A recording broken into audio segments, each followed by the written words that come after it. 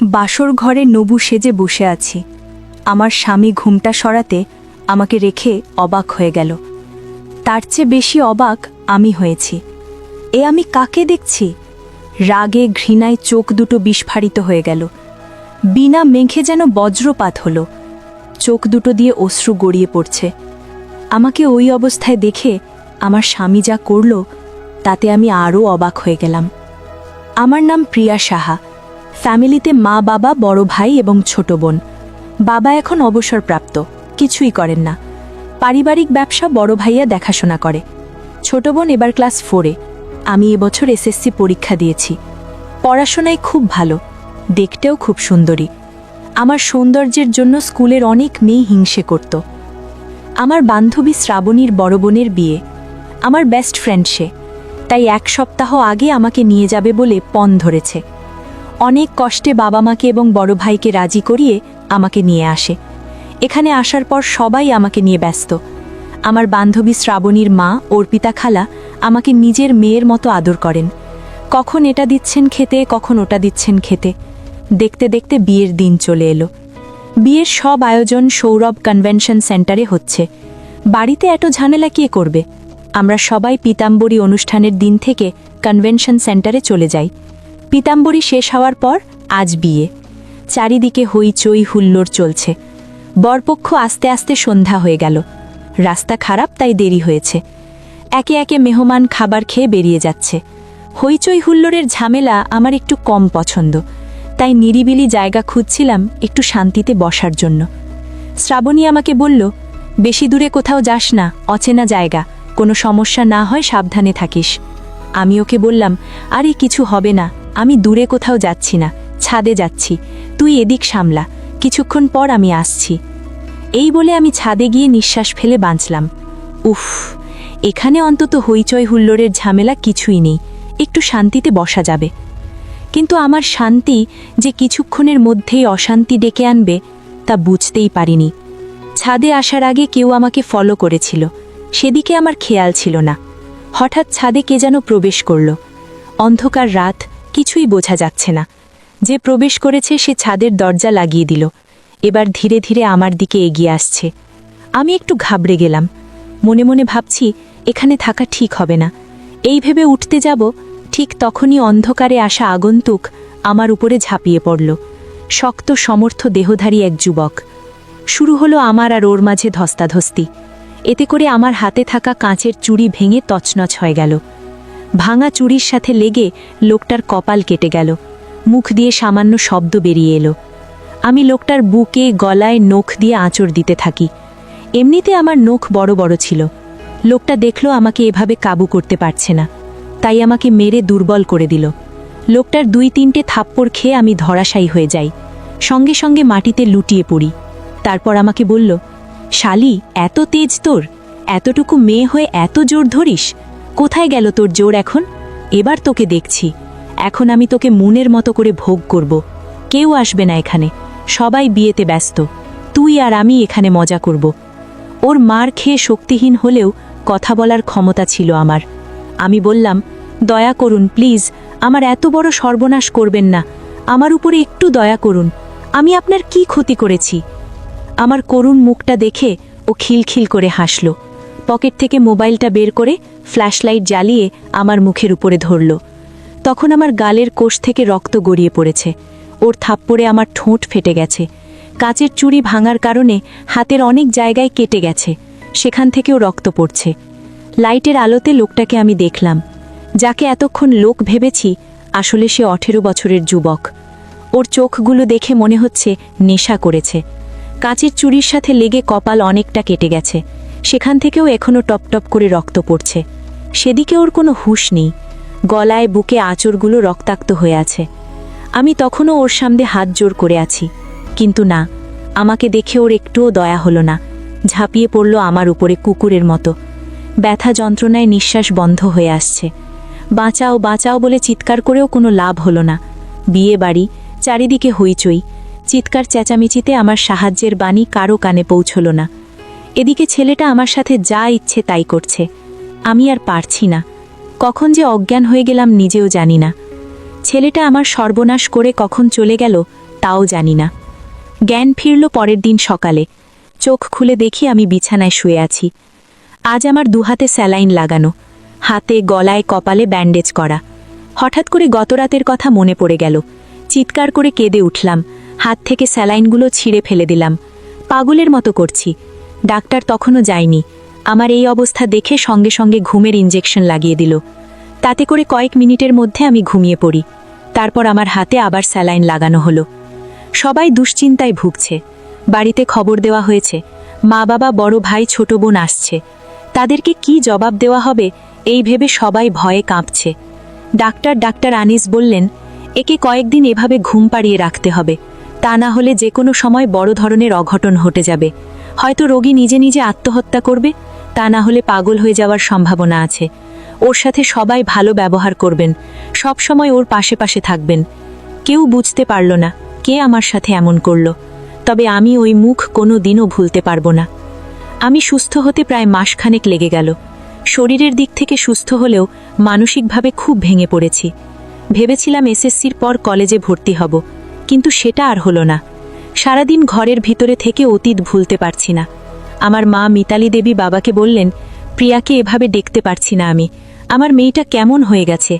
আমি চাই ওর খালার বাড়িতে পাঠিয়ে দিতে। ওখানে পাহাড়ি এলাকা, ওর খালাতো বোনেরা আছে, সেখানে গেলে হয়তো সুস্থ হয়ে যাবে। সবাই এটা ভেবে খালাম্মার বাড়িতে পাঠিয়ে দিল। সেখানে গিয়েও আমি মনমরা হয়ে থাকি। দেখতে দেখতে 3 বছর কেটে গেল। আমার বয়স এখন 20। আগের থেকে নিজেকে একটু স্বাভাবিক করতে পেরেছি। এখানে আসার পর প্রায় সময় পাহাড়ে ঘুরতে যেতাম। একদিন একটা বয়স্ক লোক আমাদেরকে দেখে জিজ্ঞেস করল, তোমাদের বাড়ি কোথায়? আমার খালাতো বোন তিথি বলল, ওই তো বাজার পেরিয়ে আমাদের বাড়ির রূপসী গ্রাম। লোকটা বলল, তুমি কার মেয়ে? তিথি বলল, আমি জাহিদ শিকদারের মেয়ে। তারপর আমাকে দেখিয়ে জিজ্ঞেস করল, এ তোমার কে হয়? তিথি বলল, আমার মামাতো বোন, শান্তিপুর থেকে এসেছে। লোকটা এবার আমাকে উদ্দেশ্য করে বলল, তোমার নাম কি মা? আমি বললাম, প্রিয়া সাহা। লোকটা বলল, বাড়িতে কে কে আছে মা? আমি বললাম, জি, বাবা অরুণ সাহা, মা মিতালি দেবী, বড় ভাই সুমন সাহা, এক ছোট বোন ইপসিতা সাহা। লোকটা বলল, বেশ, তোমার বড় ভাই কি করে? আমি বললাম, আমাদের পারিবারিক ব্যবসা দেখাশোনা করে। লোকটা বলল, ভালো ভালো। তারপর আমার খালাতো বোনকে বলল, তোর বাবাকে বলিস আনোয়ার চাচা বিকেলে আসবে। এই বলে লোকটা চলে গেল। আমরা বাড়ি ফিরে তিথি তার বাবাকে বলল, আনোয়ার চাচা বিকেলে আপনার সাথে দেখা করতে আসবে। সেই অনুযায়ী চাচা বাড়ি থেকে বের হলেন না, আনোয়ার চাচার জন্য অপেক্ষা করতে লাগলেন। বিকেল 4টের দিকে তিনি এলেন। ভালো মন্দ জিজ্ঞেস করে বললেন, তোদের শালীর মেয়েটাকে আমার খুব পছন্দ হয়েছে। আমার বড় ছেলে রাকিব হাসানের জন্য বলছি আর কি। তুমি তো আমার ছেলেকে চেনো, ঢাকায় চাকরি করে। চাচা বললেন, হ্যাঁ চিনি, তবে আমার শালীর সাথে কথা বলে দেখতে হবে এত দূরে মেয়ের বিয়ে দেবে কিনা, তারপর আপনাকে জানাচ্ছি। সেদিনের মতো আরও কিছুক্ষণ গল্পসল্প করে তিনি চলে গেলেন। চাচা বাড়িতে ফোন করে বাবাকে আমার বিয়ের কথা বললেন। বাবা বললেন, তুমি তো সবই জানো, মেয়ের সাথে এত বড় একটা ঘটনা ঘটে গেল, কেউ জানার পর কি মেয়েকে বিয়ে করবে? আনোয়ার চাচা বললেন, এসব কথা গোপন থাকুক, জানানোর প্রয়োজন নেই। ছেলে ভালো, এমন ছেলে হাজারে পাওয়া যায় না। তাই বলি আপনি রাজি হয়ে যান। আমাকে জিজ্ঞেস করার প্রয়োজন বোধ মনে করল না আমার কি ইচ্ছে, আমি কি চাই। তাদের দেখাশোনার মধ্যেই আমার বিয়ে ঠিক হয়ে গেল রাকিবের সাথে। ওরা 2 ভাই 1 বোন। রাকিব সবার বড়। বিয়ে খালামণি বাড়ি থেকে হবে। আমাদের বাড়ি এখান থেকে অনেক দূরে, তাই সবার জন্য ভালোই হলো ব্যাপারটা। কেউ কিছু জানতে পারবে না। আমি ভাবলাম জীবন তো এভাবে থেমে থাকবে না, সামনের দিকে এগোতে হলে একজন জীবন সঙ্গী চাই। এই ভেবে রাজি হয়ে গেলাম। আজ আমার বিয়ে, সবাই আনন্দ করছে। আমি মনে মনে ভাবছি, এত বড় একটা কথা ওদের কাছ থেকে গোপন করে গেলাম, পরে যদি জানতে পারে তাহলে কি হবে। সন্ধ্যার সময় বর এলো, তবে ছেলের মুখ ঢাকা। আনোয়ার চাচা বললেন, কি ব্যাপার রাকিব, মুখ ঢেকে রেখেছ কেন? আরেকজন বলে উঠল, ওর নাকি লজ্জা করছে, তাই অবস্থা। এ কথা শুনে সবাই হো হো করে হেসে উঠল। বিয়েটা ভালোভাবে মিটে গেল। সবাইকে বিদায় জানিয়ে ছেলেপক্ষ আমাকে নিয়ে এলো। আজ আমাদের বাসর রাত। আমি মনে মনে খুব ভয় পাচ্ছি, জানি না সামনে কি হবে। আমার ব্যাপারে যদি সব জেনে যায় তাহলে তো কেলেঙ্কারির শেষ থাকবে না। এসব ভাবছি, এমন সময় রাকিব ঘরে প্রবেশ করল। শব্দ করে দরজা লাগিয়ে দিল, যাতে করে আমি বুঝতে পারি সে ঘরে প্রবেশ করেছে। এদিকে আমার অবস্থা খারাপ, ভয়ে বুক কেঁপে উঠছে। এবার রাকিব আমার সামনে এসে বসল। খুব উৎফুল্ল সে। আমাকে কিছু না বলে আমার ঘুমটা সরিয়ে দিল। তারপর ভূত দেখার মতো ভয় পেয়ে পিছিয়ে গেল। অবাক হয়ে চোখ বড় বড় করে তাকিয়ে আছে। সে কি অবাক হয়েছে? আমি তার চেয়ে বেশি অবাক হয়েছি। চোখের সামনে কাকে দেখছি? এ তো রাকিব না। তবে যে সামনে বসে আছে তাকে চিনতে বাকি রইল না। ওকে আমি কি করে ভুলব, যে আমার এত বড় সর্বনাশ করেছে? হ্যাঁ, এই সেই ছেলে যে আমাকে ধর্ষণ করেছে। রাগে ঘৃণায় চোখ থেকে জল গড়িয়ে পড়ছে। এদিকে ছেলেটা মনে মনে খুব ভয় পেয়েছে। সবাইকে বলে দেবে তার কথা, তাহলে তো সর্বনাশ। সবকিছু জানাজানি হলে মান সম্মান থাকবে না। এদিকে রাগও হচ্ছে, ভয়ও হচ্ছে আমার। আগের একটা অভিজ্ঞতা থেকে ভয় হচ্ছে আমার খুব। আগেরবার জানোয়ারের মতো আচরণ করেছিল আমার সাথে, সেরকম যদি এখন করে আবার। কিন্তু রাকিব কোথায়? আমার বিয়ে তার সাথে হয়েছে। এভাবে অনেকক্ষণ কেটে গেল। আমরা কেউ কোনো কথা বলছি না, একে অপরের দিকে শুধু তাকিয়ে আছি আর মনে মনে ভাবছি। মনে সাহস জুগিয়ে আমি বললাম, এখানে কি করছেন আপনি? রাকিব কোথায়? এতক্ষণে ছেলেটা কথা বলল। প্রথমত আমি ক্ষমা চেয়ে নিচ্ছি। আমার নাম ইরফান, রাকিবের ছোট ভাই। রাকিবের সাথে তোমার বিয়ে ঠিক হলেও বিয়ে হয়েছে আমার সাথে। ওর কথায় আমি অবাক হয়ে তাকিয়ে আছি। ইরফান বলল, আসলে বড় ভাইয়া একটা মেয়েকে ভালোবাসে, তাকে ছাড়া অন্য কাউকে বিয়ে করতে চায় না। তাতে বাবা আপত্তি জানায়, জোর করে তোমার সাথে বিয়ে ঠিক করে। সবকিছু ঠিক ছিল। যখন তোমাদের বাড়িতে যাওয়ার জন্য সবাই রেডি হয়েছে, ঠিক তখনই ভাইয়া ঢাকা চলে যায়, কাউকে কিছু না বলে। মান সম্মানের ব্যাপার, তাই বাবা আমাকে নিয়ে যায় ভাইয়ার জায়গায়। সব কথা শুনে রাগে ঘৃণায় অপমানে মাথা খারাপ হয়ে যাচ্ছে আমার। আমার সাথে কেন এমন হয়? কান্নায় ভেঙে পড়ি আমি। আমাকে কাঁদতে দেখি ইরফান সান্ত্বনা দেওয়ার জন্য আমাকে ছুতে যাবে। তৎক্ষণাৎ আমি সরে বসলাম। তারপর বললাম, খবরদার, আপনি আমাকে টাচ করবেন না। আমার জীবনটা আপনি নরক বানিয়ে দিয়েছেন। কেন এমন করলেন? কোনো জবাব আছে আপনার কাছে? পারবেন আমার স্বাভাবিক জীবনটা ফিরিয়ে দিতে? সবাই আমাকে আঙুল দেখিয়ে বলে, ওই দেখো ধর্ষিতা যাচ্ছে। সবার চোখে আমি ঘৃণা, অপবিত্র পাত্রী হয়েছি শুধু আপনার জন্য। সব ভুলে গিয়ে বিয়ে করে নতুন জীবন শুরু করতে চেয়েছি, সেখানেও আপনি এসে হাজির। কি ভেবেছেন আমাকে বিয়ে করলে সব ঠিক হয়ে যাবে? আমি আপনাকে স্বামী হিসেবে মানি না, বেরিয়ে যান রুম থেকে। এই বলে কান্নায় ভেঙে পড়ি। ইরফান আমাকে অবাক করে দিয়ে আমার পা জড়িয়ে ধরে বলল, আমি জানি যে অন্যায় আমি তোমার সাথে করেছি তার কোনো ক্ষমা হয় না। তুমি আমাকে যে শাস্তি দেবে আমি মাথা পেতে নেব, কিন্তু এ ব্যাপারে কাউকে কিছু বলো না। আমার মা বাবা জানতে পারলে তাদের উঁচু মাথা নিচু হয়ে যাবে। আমার বাবার মান সম্মান সব ধুলায় মিশে যাবে। সেদিন বন্ধুদের পাল্লায় পড়ে সামান্য একটু নেশা করেছিলাম, তাই এ ভুলটা হয়ে গেছে আমার দ্বারা। সেই থেকে আমি এখনও বস্তাচ্ছি, নিজেকে ক্ষমা করতে পারছি না। বিশ্বাস করো, আমি ইচ্ছে করে তোমার সর্বনাশ করিনি। এই বলে ইরফান কান্নায় ভেঙে পড়ল। অনেকক্ষণ ভেবে নিয়ে বললাম, ঠিক আছে, আমি কাউকে কিছু বলবো না, তবে আমি আপনাকে কখনো ক্ষমা করব না। এই বলে পাঁচ হারিয়ে নিয়ে শুয়ে পড়লাম। কিন্তু আমার ঘুম আসছে না। ইরফানকে দেখার পর থেকে অতীত আবার মাথা চাড়া দিয়ে উঠেছে। চোখ বন্ধ করে শুয়ে আছি, তবুও ঘুম আসছে না। ইরফান এখন ওই অবস্থায় বসে আছে। কিছুক্ষণ পর আমাকে বলল, আমি কোথায় ঘুমাবো? দেখো কাণ্ড, নিজের বাড়ি, যেখানে মন চায় সেখানে ঘুমাতে পারে। আমাকে জিজ্ঞেস করার কি প্রয়োজন? আমি বললাম না রুম থেকে বেরিয়ে যেতে। ইরফান বলল, রুম থেকে বেরিয়ে গেলে সবাই খারাপ ভাববে। বলি কি আমি এখানে ঘুমাই? আমি বললাম, ঘুমাতে পারেন, তবে খাটে না, নিচে। আরেকটা কথা, ভুলেও আমাকে টাচ করার চেষ্টা করবেন না, কথাটা যেন মাথায় থাকে। আর কোনো প্রত্যুত্তর না করে নিচে একটা মাদুর পেতে শুয়ে পড়ল। কিন্তু কারো চোখে ঘুম নেই। ঘরের লাইট জ্বলছে। ইরফানের লাইটের আলোতে ঘুম আসে না। আমাকে বলছিলাম কি লাইটটা বন্ধ করে দেই?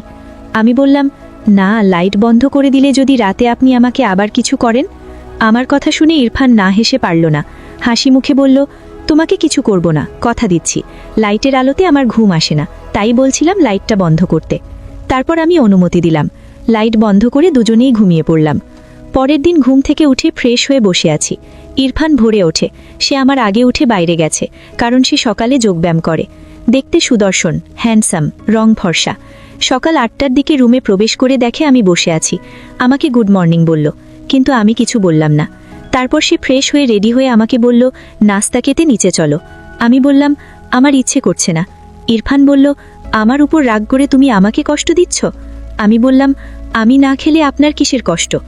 ইরফান আমার সামনে এসে মুখের সামনে মুখ রেখে বলল, স্ত্রী যদি না খায় তাহলে স্বামী কি করে খাবে? চলো, আমার জন্য হলেও খাবে। তুমি না খেলে আমিও খাবো না। তুমি কি চাও আমি না খেয়ে থাকি? আমি বললাম, আপনি খাবেন না খাবেন সেটা আপনার ব্যক্তিগত ব্যাপার, আমার সাথে আপনার ভাব নেই। ইরফান বলল, বুঝতে পেরেছি, তুমি না খেয়ে আমাকে কষ্ট দিতে চাইছো, তুমি না খেলে আমিও খাবো না। এই বলে ইরফান চলে গেল। কিছুক্ষণ পর আমার ননদ সুমাইয়া নাস্তা খেতে ডাকতে আসে। আমি খাবো না বলে সে চলে যায়। বোনকে জিজ্ঞেস করে আমি খেয়েছি কিনা। সকালে নাস্তা না করলেও দুপুরে কিন্তু আমি খেয়েছিলাম। ইরফান বোনের থেকে জানতে পারল। তারপর রুমে এসে আমাকে জিজ্ঞেস করলো, তুমি খেয়েছো? আমি বললাম, হ্যাঁ খেয়েছি। ইরফান ভেবেছিল আমি ওকে ডেকে খেতে বলবো, কিন্তু আমি কিছুই বললাম না। এভাবে রাগ অভিমানের দিন চলতে থাকে মাসখানিকের পর। আমার শ্বশুর আনোয়ার হোসেন ও শাশুড়ি জামিলা বেগমকে দাওয়াত দেওয়া হলো আমাদের বাড়িতে শান্তিপুরে। সপরিবারে আমরা সবাই আমাদের বাড়িতে গেলাম। দুপুরে খাওয়া দাওয়ার পর সবাই বিশ্রাম নিচ্ছে। সেদিন কিছুই হলো না। পরের দিন আমার শাশুড়ি জানতে পারল আমাকে ধর্ষণ করা হয়েছে। বাড়িতে বোমা ফাটার মতো বিস্ফোরণ হলো। আমার শ্বশুর শাশুড়ি আমার মা বাবাকে খুব অপমান করছে, এমনকি আমাকেও কথা শোনাতে ছাড়ছে না। আমার ননদ সুমাইয়া খুব বাজে কথা বলছে আমাকে। আমি মাটির দিকে তাকিয়ে মুখ বুজে সব সহ্য করে যাচ্ছি। চোখের পানি টপ টপ করে ঝরে পড়ছে মাটিতে। ইচ্ছে করছে মাটি দু ভাগ হয়ে যায় আর তার ভেতর আমি ঢুকে যাই। ইরফান দাঁড়িয়ে দাঁড়িয়ে সব দেখছে। এই কয়দিন ইরফান আমাকে খুব ভালোবেসে ফেলেছে। আমাকে বলা কটু কথাগুলো ওর শরীরে কাঁটার মতো বিঁধছে। ও ভেবেছিল আমি ওর কথা বলে দেব, কিন্তু আমি কিছুই বলছি না। তা দেখে ইরফান আরও অবাক হলো। ও বুঝতে পারল আমি ওকে ছোট করতে চাইছি না। ঝগড়াটা এত লেভেলে চলে গেল যে এখন তালাক দেওয়ার কথা বলছে। ইরফান আর পারল না চুপ করে থাকতে। চেঁচিয়ে বলল, আপনারা সবাই থামুন। এতক্ষণ ধরে আপনাদের সব কথা আমি শুনছি, এবার আমি কিছু বলতে চাই। তারপর ইরফান সব ঘটনা খুলে বলল। সব শুনে সবাই অবাক। আমার বড় ভাই সুমন লাঠি নিয়ে ওকে মারতে আসে, কিন্তু আমার বাবা অরুণ ভাইয়াকে বাধা দেন। আমার শ্বশুর আনোয়ার হোসেন রাগে ঘৃণায় অপমানে হুঁশ হারিয়ে ফেলেন। পাশ থেকে একটা বাঁশ নিয়ে ইরফানকে খুব মারলেন, যতক্ষণ পর্যন্ত না ইরফান মাটিতে লুটিয়ে পড়ল। তা দেখে সবাই অবাক হয়ে যায়। এটা দেখে আমি আর স্থির থাকতে পারলাম না। যেমনই হোক, বর্তমানে ও আমার স্বামী। নিজের স্বামীকে মৃত্যুর মুখে কি করে ঠেলে দেই? দৌড়ে গিয়ে আমার শ্বশুরের পা জড়িয়ে ধরে বলি, বাবা, আমরা দুটো পায়ে পড়ি, ওকে আর মারবেন না। যেমনই হোক, ও আমার স্বামী। আল্লাহ চেয়েছেন দেখে আমরা দুজন এক হয়েছি। আর ও যে অন্যায়টা করেছে সেটাও নিজের ইচ্ছেতে করেনি, ভুলবশত হয়ে গেছে। তাই হে বাবা, ওর প্রাণ ভিক্ষে দিন আমাকে। আমার কথা শুনে আমার শ্বশুর বললেন, মাগো, তোর সাথে যে অন্যায়ও করেছে এটা ক্ষমার অযোগ্য। এমনকি এতক্ষণ ধরে আমরা তোকে দোষারোপ করেছি। যে দোষ আমার ছেলে করেছে তার মরে যাওয়া উচিত, বেঁচে থাকার কোনো অধিকার নেই। ইরফানের দিকে তাকিয়ে দেখলাম ওর মাথা ফেটে রক্ত পড়ছে। আমি বললাম, বাবা, আমি আপনার ছেলেকে নয়, আমার স্বামীকে বাঁচাতে চাইছি। দয়া করুন বাবা, ওকে আর মারবেন না। আমার শ্বশুর আমার কথা মতো বাঁশটা ফেলে দিলেন। আমি আমার ভাই সুমনকে বললাম, তাড়াতাড়ি গাড়ি বের কর। তার কিছুক্ষণ পর ইরফানকে নিয়ে উত্তরা জেনারেল হাসপাতালে পৌঁছে গেলাম। ইরফানের মাথা আমার কোলে ছিল। মাথা থেকে অনেক রক্তপাত হচ্ছে, যার ফলে ওর শরীর দুর্বল হয়ে পড়ছে। ডাক্তার ওকে অপারেশন থিয়েটারে নিয়ে গেল। প্রায় 1 ঘন্টা পর বেরিয়ে এসে ডাক্তার আনিস বললেন, রোগী এখন বিপদমুক্ত, কোনো চিন্তা নেই। আচ্ছা, আপনাদের মাঝে প্রিয়া কে? আমি বললাম, জি আমি। ডাক্তার বললেন, রোগী আপনাকে দেখতে চাইছে, তবে একটা অনুরোধ, বেশি কথা বলবেন না রোগীর সামনে। আমি সম্মতি জানিয়ে কেবিনে প্রবেশ করি। দেখি ইরফান চোখ বন্ধ করে শুয়ে আছে, মাথায় হাতে ব্যান্ডেজ করা। আমি কাছে গিয়ে বসতেই চোখ খুলে তাকালো আমার দিকে। ওর জন্য কান্না করতে করতে আমার চোখ মুখ ফুলে গেছে। ইরফান বলল, সরি, ক্ষমা করে দাও। আমার জন্য তোমাকে কত কথা শুনতে হয়েছে। আমি বললাম, আমাকেও তুমি ক্ষমা করে দাও, আমার জন্য তোমার আজ এ অবস্থা। ইরফান বলল, এটা আমার প্রাপ্য ছিল, তোমার কোনো দোষ নেই। আমি দোষ করেছি, শাস্তি পেয়েছি, আমার কোনো আফসোস নেই। তবে আমার জন্য কেঁদে কেঁদে কি হাল করেছ নিজের? আমার জন্য অনেক কষ্ট করেছ তুমি, আর কখনো কষ্ট করতে দেব না তোমাকে।